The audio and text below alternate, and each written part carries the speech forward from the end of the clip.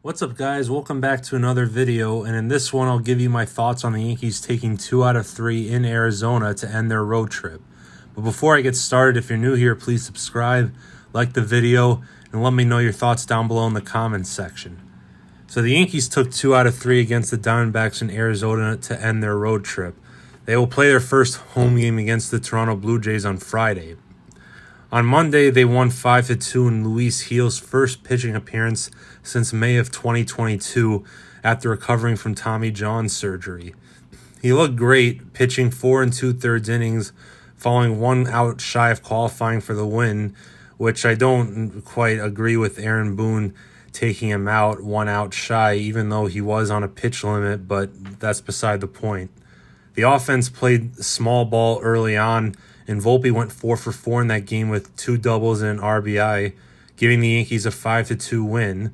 But one thing to know is that the Yankees scored all 5 runs in the first 3 innings and were shut out pretty much by the entire Diamondbacks bullpen once they took out their starter in the 3rd inning.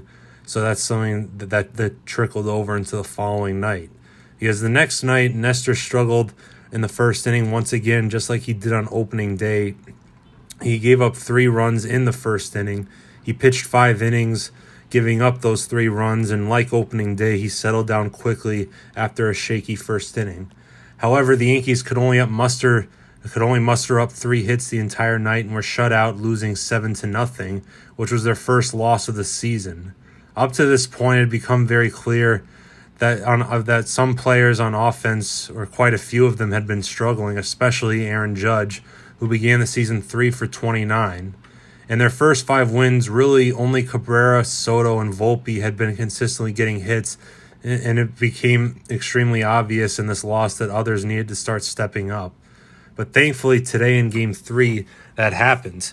Aaron Judge finally hit his first home run of the season, and he hit an RBI double in extra innings as well.